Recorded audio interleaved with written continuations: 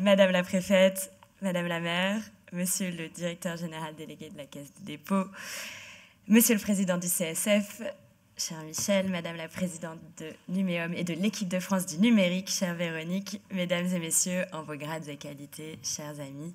Je suis sincèrement très heureuse de pouvoir être ici avec vous, même si ce n'est pas un 4 juillet. Je crois que le cœur y est.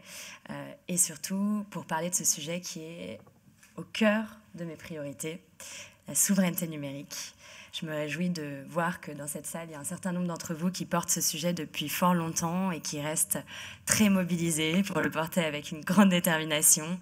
Il y a des parlementaires qui ont été cités. Merci beaucoup, cher Olivier, de les avoir cités parce que c'est un combat collectif dans lequel un grand nombre d'élus aussi sont engagés depuis très longtemps et que je veux saluer parce que c'est un sujet absolument stratégique pour notre nation. Depuis 2017, vous le savez, le président de la République porte ce concept d'autonomie stratégique. Et force est de constater, si nous n'en avions pas toutes et tous, notamment certains de nos voisins, pris bien conscience auparavant, que le numérique est complètement au cœur de cette politique d'autonomie stratégique. Que le numérique, ce n'est pas un gadget pour les ingénieurs de la Silicon Valley, mais c'est bien l'infrastructure qui soutient tout dans nos vies, et que pour toutes les raisons qui ont été évoquées, il est bien donc central dans ce concept d'autonomie stratégique. Quand 83% des dépenses de cloud, 263 milliards sur cette bonne étude du CIGREF, que je remercie aussi, je ne sais pas si certains du CIGREF sont dans la salle, 263 milliards de dépenses par an vont vers des acteurs extra-européens, rien que sur l'hébergement de données. Je crois qu'il n'y a pas d'exemple plus concret, plus réel qui doit nous faire sentir et qui nous fait sentir les dépendances, les vulnérabilités qui sont les nôtres quand on parle de numérique. Ces vulnérabilités, c'est des risques qui ont été dits très concrets pour nos entreprises de se retrouver piégées face à un poids et à des décisions qu'ils ne maîtrisent pas. Ce sont des risques économiques pour notre continent parce que c'est tout autant d'opportunités économiques que nous n'avons pas pu prendre et construire ici en Europe. C'est un risque démocratique parce qu'il crée des vulnérabilités, des dépendances et c'est un risque bien sûr politique. Il a été mentionné, cher Olivier. Soyons clairs, j'ai entendu, cher Arnaud, comme toi, que ce concept de souveraineté numérique, il interroge. Le nom même de souveraineté interroge, parce que c'est un mot qui parfois est mal compris. Pour autant, je vais être très claire dès le début, la souveraineté numérique, ce n'est pas se replier, ce n'est pas fermer les portes, mais c'est être bien conscience de toutes ces dépendances qui sont nombreuses dans le numérique et de décider ensemble que nous voulons construire des alternatives, nous voulons utiliser ces alternatives pour être libres. Libre de décider, libre de nous protéger, libre de construire aussi, bien sûr. La souveraineté numérique, c'est notre capacité à décider librement, à protéger nos données, nos intérêts, à garantir notre indépendance, celle de nos services publics, de nos entreprises, à préserver notre compétitivité, notre place dans un monde qui va de plus en plus vite. La souveraineté numérique, c'est une exigence collective. Je crois qu'on en a un bon exemple aujourd'hui. Vous êtes nombreux à y contribuer, car vous le savez bien autant que moi, elle ne se décrète pas, elle se construit ensemble et avec détermination. Cela a été mentionné par toi, cher Olivier, et puis par d'autres, je pense, avant que j'arrive. Nous vivons une époque turbulente. Turbulente, c'est peut-être un understatement en bon français, mais qui nous montre plus que jamais cette exigence qui est la nôtre, en Européens, d'accélérer sur cette question de la souveraineté numérique. Et je veux vous dire, et c'est peut-être mon premier message, que nous comptons bien, nous sommes en train d'utiliser, le mot n'est pas très joli, mais en tout cas de réagir face à cette turbulence et de prendre toutes les opportunités qui sont devant nous pour accélérer en France, mais aussi au niveau européen.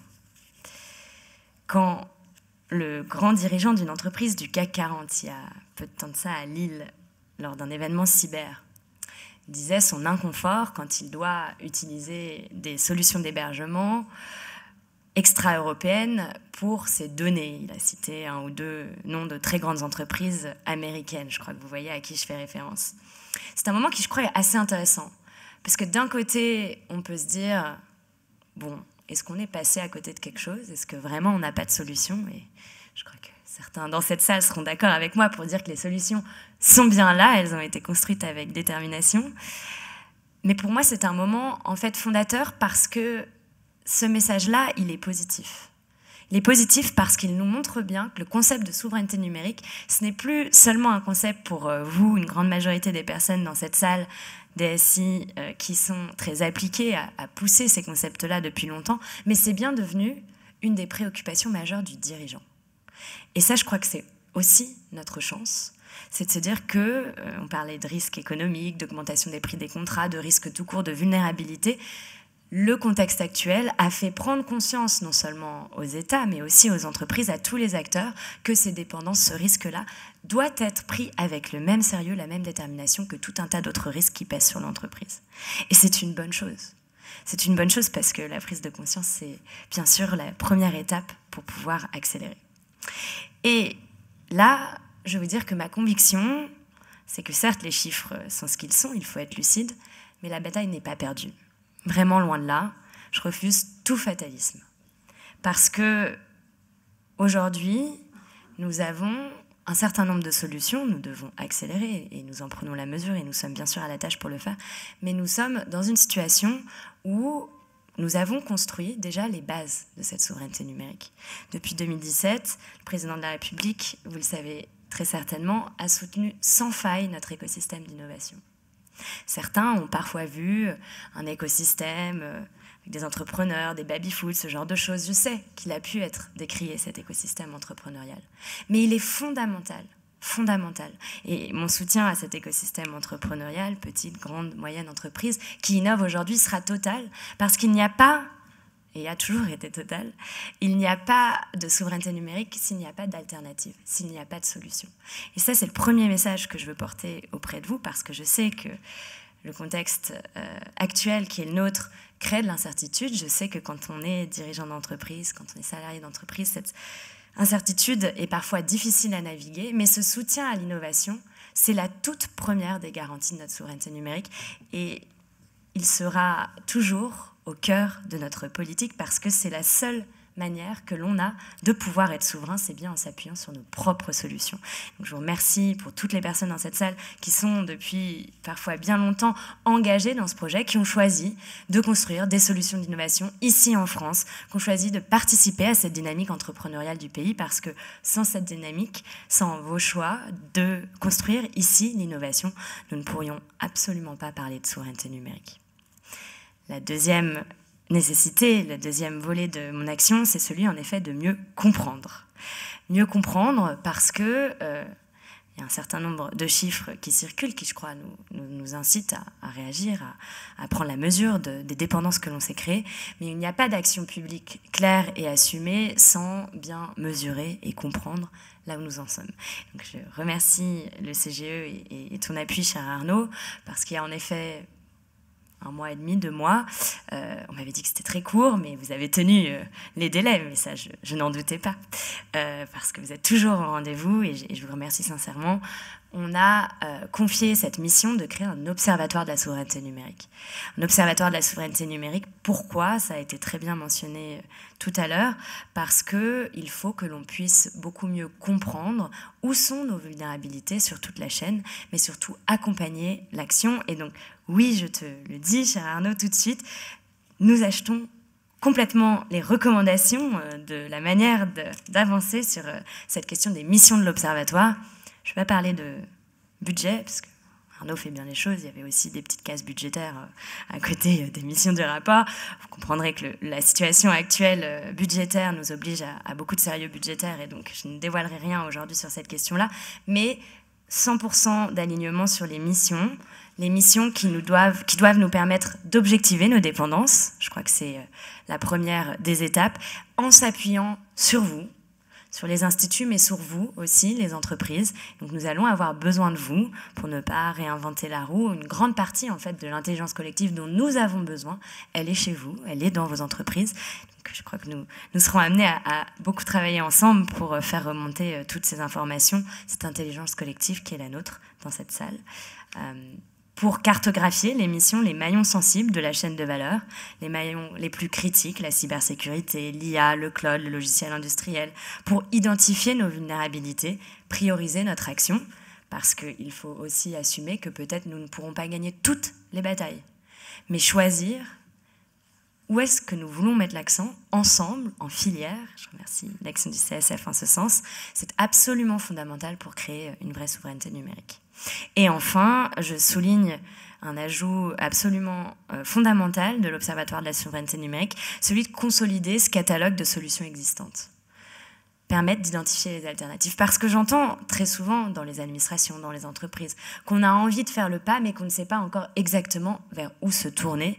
Et le travail qui est fait par le comité stratégique de filière, c'est bien celui-là, c'est de pouvoir valoriser ces solutions d'innovation qui ont été construites depuis maintenant un certain nombre d'années et les mettre devant les objectifs qui sont ceux des entreprises et des administrations. Enfin, innover, investir dans l'innovation, mesurer, comprendre nos dépendances. Enfin, la troisième étape, et peut-être la plus importante, c'est celle de construire un cercle vertueux.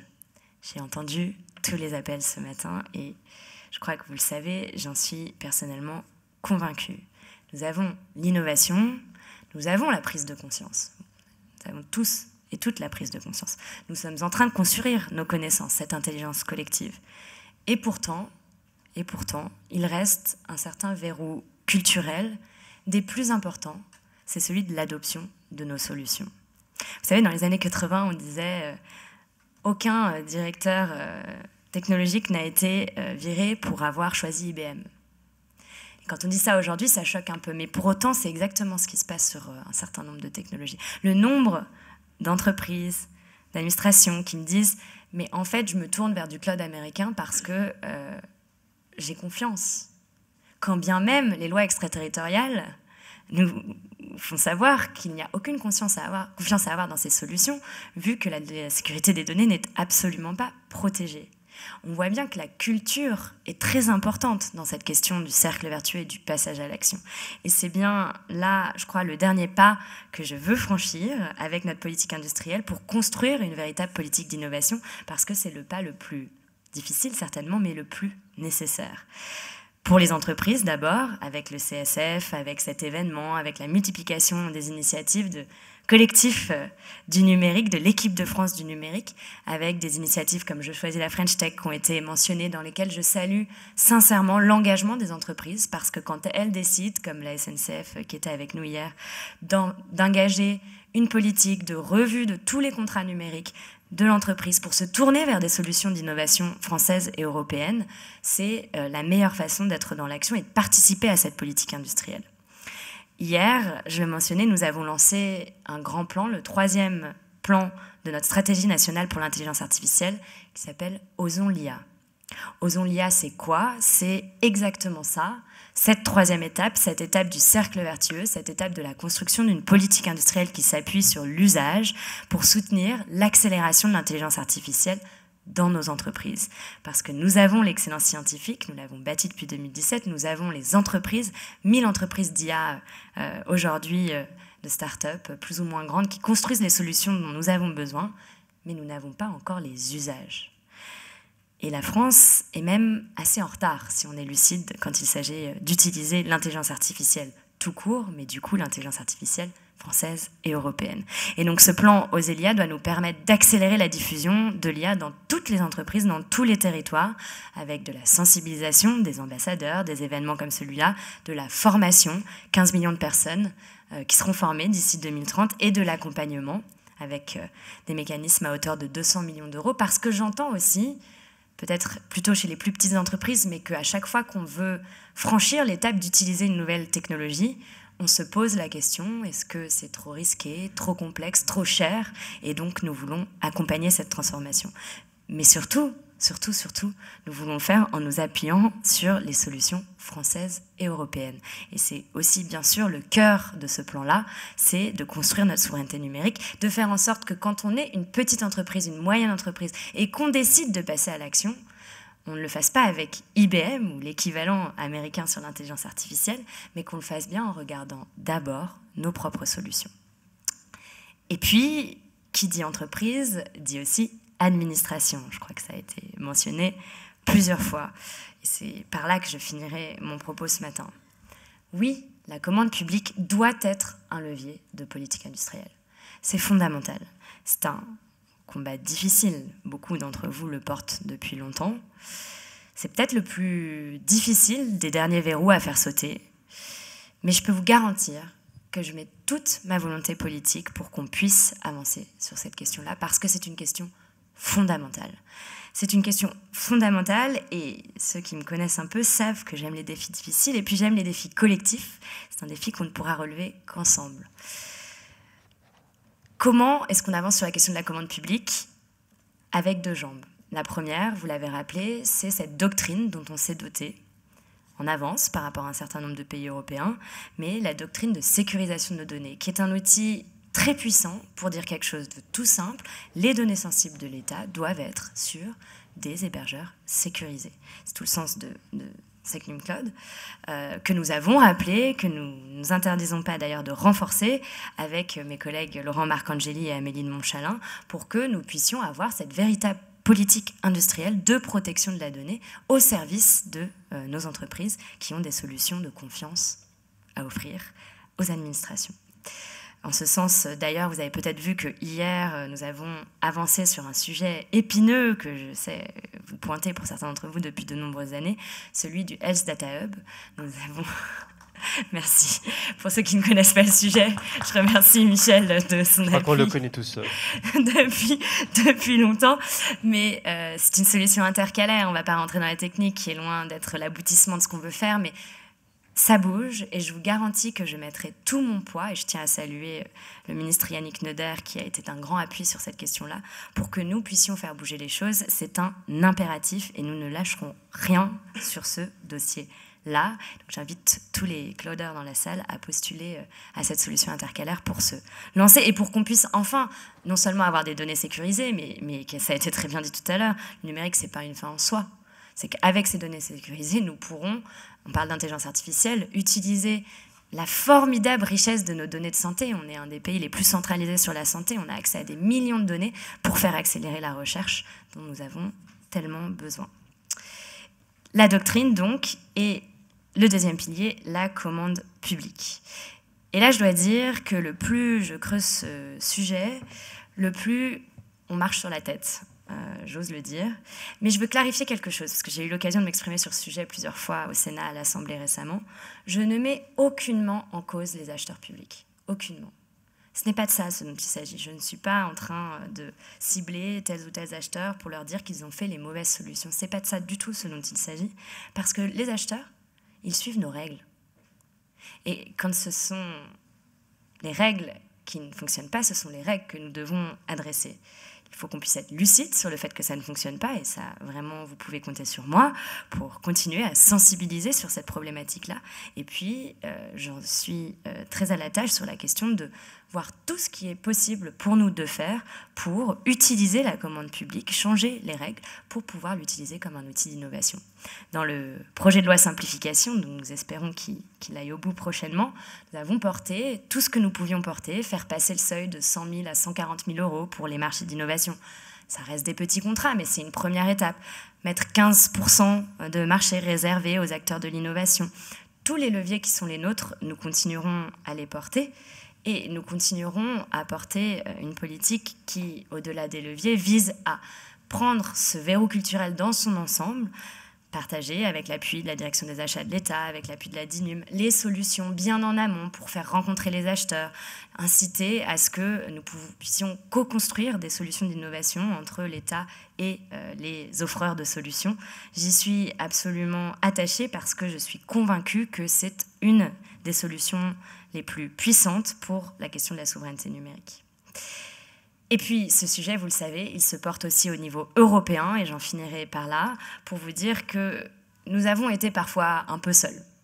Au niveau européen, ceux qui ont travaillé sur le cloud de confiance et IUCS le savent très bien, nous n'avons pas toujours été soutenus par nos voisins sur cette question-là.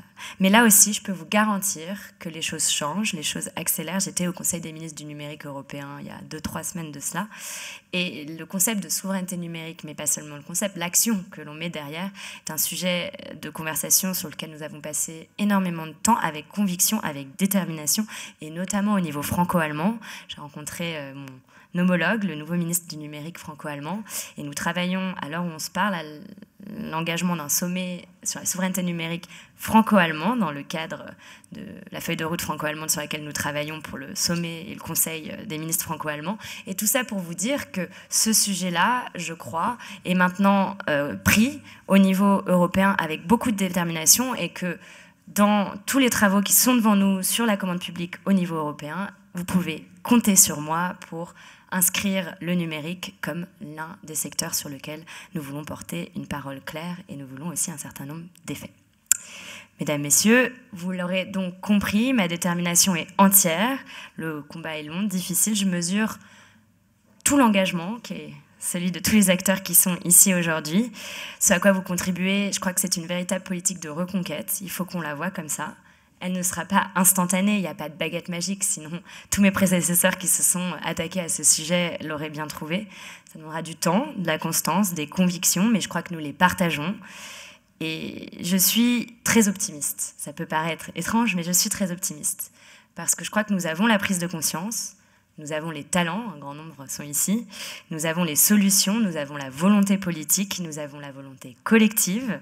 C'est un objectif ambitieux, mais il est à notre portée parce que nous le prenons justement en collectif. Sachez que j'y suis déterminée. Je vous remercie.